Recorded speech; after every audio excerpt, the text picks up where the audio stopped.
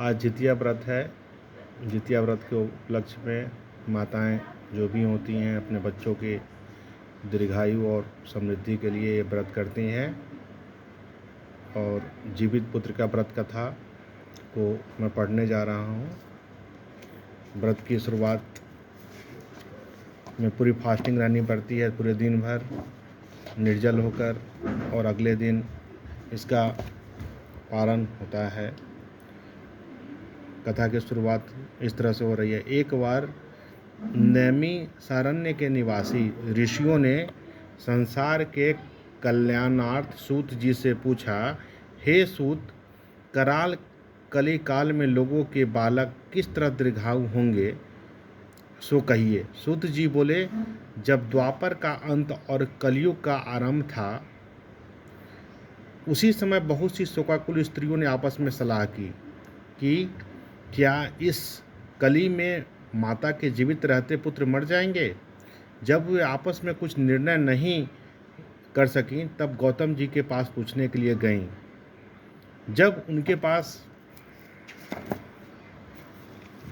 पहुंची तो उस समय गौतम जी आनंद के साथ बैठे थे। उनके सामने जाकर उन्होंने मस्तक झुकाकर प्रणाम किया। तदंतर स्त्रियों ने पूछा, हे प्रभु, इस कलयुग में लोगों के पुत्र किस तरह जीवित रहेंगे, इसके लिए कोई व्रत या तप हो तो कृपया करके बताइए। इस तरह उनकी बात सुनकर गौतम जी बोले, आपसे मैं कहूँगा, वही बात कहूँगा जो मैंने पहले से सुन रखी है। गौतम जी ने कहा, जब महाभारत युद्ध का अंत हो गया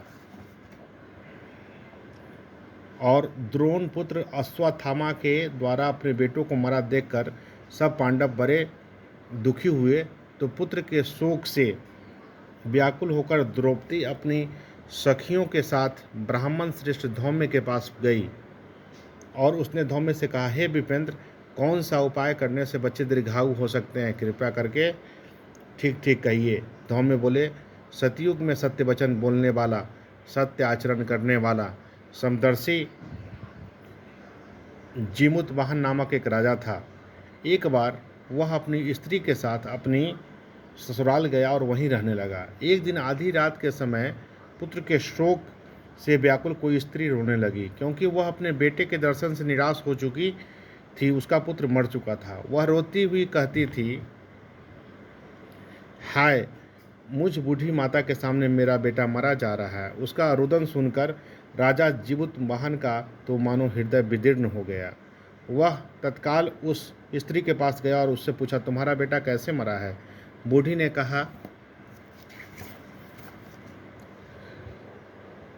गरुड़ प्रतिदिन आकर गांव के लड़कों को खा जाता है। इस पर दयालु राजा ने कहा, माता, अब तुम रो मत, आनंद से बैठो, मैं तुम्हारे बच्चे को बताने का यत्न करता हूँ। ऐसा कहकर राजा उस स्थान पर गया जहाँ गरुड़ आकर प्रतिदिन मांस खाया करता था। उसी समय गरुड़ भी उस पर टूट पड़ा और राजा के शरीर का मांस खाने लगा। जब अतिशय तेजस्वी गरुड़ ने राजा का बायां अंग खा लिया, तो झटपट राजा ने अपना दाहिना अंग फिर कर गरुड़ के सामने कर दिया। यह देखकर गरुड़ जी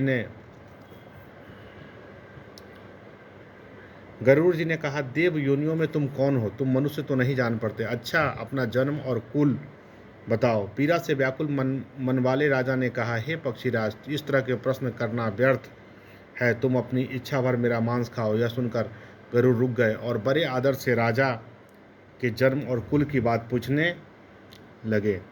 राजा ने कहा, मेरी माता का नाम है सैब्या और मेरे पिता का नाम शालिवाहन है। सूर्यवंश में मेरा जन्म हुआ है और जीवत वाहन मेरा नाम है। राजा की दयालुता देखकर गरुड़ ने कहा, हे महाभाग, तुम्हारे मन में जो अभिलाषा हो वह वर मांगो। राजा ने कहा, हे पक्षीराज, यदि आप मुझे वर दे रहे हैं तो वर दीजिए कि आपने अब तक जिन प्राणियों को खाया है वे सब जीवित हो जाएंगे। हे स्वामीन, अब से आप यहाँ बालकों को ना खाएं और कोई ऐसा उपाय करें कि जहाँ जो उत्पन्न हो वे लोग बहुत दिनों तक जीवित रहें। धौम्य ने कहा कि पक्षीराज गरुड़ राजा को वरदान देकर स्वयं अमृत के लिए नागलोक चले। वहाँ से अमृत लाकर उन्होंने उन मरे मनुष्यों की हड्डियों पर बरसाया। ऐसा करने से सब लोग जीवित हो गए जिनको कि पहले गरुड़ ने खाया था। राजा के त्याग और गरुड़ की कृपा से वहाँ वालों का बहुत कष्ट दूर हो गया। उस समय राजा के शरीर की शोभा दूनी हो गई थी। राजा की दयालुता देखकर गरुड़ ने फिर कहा, मैं संसार के कल्याणार्थ एक और वरदान दूंगा। आज आश्विन कृष्ण सप्तमी से रहित शुभ अष्टमी दिन है। आज ही तुमने यहाँ की प्रजा को जीवन दान दिया है। हे बस, अब से यह दिन ब्रह्म भाव हो गया है, जो मूर्ति भेद से विभिन्न नामों से विख्यात है। वहीं त्रैलोक्य से पूजित दुर्गा अमृत प्राप्त करने के अर्थ में जीवित पुत्रिका कहलाई हैं। सो स्थिति को जो स्त्रियां उस जीवित पुत्रिका की ओर और कुश की आकृति बनाकर तुम्हारी पूजा करेगी, तो दिनों दिन उनका सौभाग्य बढ़ेगा और वंश की भी बढ़ती रहेगी।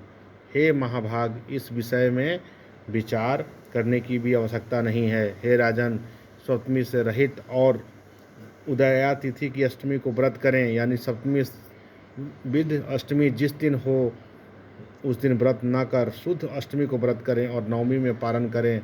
यदि इस पर ध्यान न दिया गया तो फल नष्ट हो ही जाएगा और सौभाग्य तो अवश्य नष्ट हो जाएगा। जीमुत वाहन को इस तरह का वरदान देकर गरुड़ वैकुंठ धाम को चले गए और राजा भी अपनी पत्नी के साथ अपने नगर को वापस चले गए।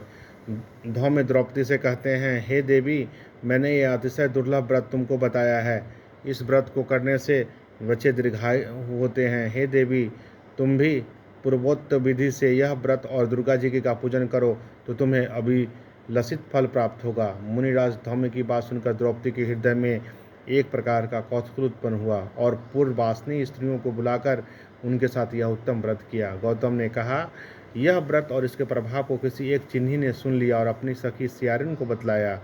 इसके बाद पीपल वृक्ष की शाखा पर बैठकर उस चिन्ही ने और उस वृक्ष के खोते में बैठकर सियारिन ने भी व्रत किया।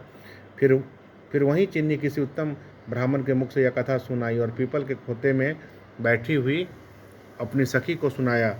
सियारिन ने आधी कथा सुनी थी कि उसे भूख लग गई और वो उसी समय सबसे भरे हुए शमशान में पहुंची। वहाँ उसने इच्छावर मांस का भोजन किया और वो चिन्ही बिना कुछ खाए पिए रह गई और सवेरा हो गया। सवेरे वह गौशाला में गई और वहाँ गौ का दूध पिया। इस तरह नवमी को उसने पारण किया। कुछ दिनों बाद वे दोनों मर गईं और अयोध्या में किसी धनी व्यापारी के घर जन्मी। संजोग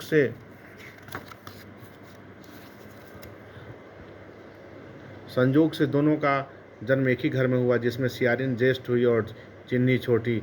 वे दोनों सभी शुभ लक्षणों से युक्त थीं, इसलिए बड़ी लक्ष्मी काशीराज के और छोटी उसके मंत्री के साथ गार्हपत्य अग्नि के साथ विधि पूर्वक ब्याही गईं। पूर्व जन्म के कर्म फल से वह मृगनयनी रानी हुई। जिस किसी भी संतान को उत्पन्न करती वह मर जाती थी और पूर्व जन्म की बातों का स्मरण करने वाली मंत्री की पत्नी ने 8 वसुओं के सदृश तेजस्वी 8 बेटे उत्पन्न किए और सभी जीवित रह गए। अपनी बहन के पुत्रों को जीवित देकर ईर्ष्यावश राजपत्नी ने अपने स्वामी से कहा कि यदि तुम मुझे जीवित रखना चाहते हो तो तुम इस मंत्री के भी पुत्रों को उसी जगह भेज दो जहाँ मेरे बेटे गए हैं, अर्थात उन्हें मार डालो। यह सुनकर राजा ने उस मंत्री के पुत्रों को मारने के लिए कई प्रकार के उद्योग किए, पर मंत्री पत्नी ने जीवित पुत्रिका के पुण्य बल से बचा लिया। एक दिन राजा ने अपने आदमियों से उन पुत्रों का सिर कटवाकर पिटारी में रखवाया और वह पिटारी उनकी माता मंत्री पत्नी के पास भेज दिया, किंतु वो 8 फिर बेशकीमती जवाहरात हो गए और भले चंगे हुए 8 लड़के अपनी माता के पास वापस चले गए। उनको जीवित देखकर राजपत्नी को बड़ा विस्मय हुआ। अंत में वह मंत्री की पत्नी के पास आई और उसने पूछा, बहन, तुमने कौन सा ऐसा पुण्य किया है जिससे बार बार मारे जाने पर भी तुम्हारे बेटे नहीं मरते? इस पर मंत्री की पत्नी ने कहा, पूर्व जन्म में मैं चिन्ही थी और तुम सियारिन। तुमने व्रत किया था, तुमने व्रत के नियमों का भली भांति पालन नहीं किया था और मैंने किया था। इसी दोष से हे बहन, तुम्हारे बेटे नहीं जीते हैं। ओ राजरानी, अब तुम उस जीवित पुत्रिका व्रत को करो तो तुम्हारे बेटे दीर्घायु होंगे। मैं तुमसे सच सच कह रही हूँ। उसके कथनानुसार रानी ने व्रत किया, तभी से उसके कई बेटे सुंदर और दीर्घायु होकर बड़े बड़े राजा हुए। सूत जी कहते हैं, सब प्रकार का आनंद देने वाला मैंने यह दिव्य व्रत बतलाया। स्त्रियां चिरंजीवी संतान चाहती हो तो विधिपूर्वक यह व्रत करें। इति व्रत कथा समाप्त। धन्यवाद। अभिव्यक्ति के क्रम में हो जाने वाली त्रुटियों के लिए क्षमा प्रार्थी हूँ। आप लोग इस व्रत को पूरा सुने होंगे और इसी के साथ ये कथा का समापन होता है।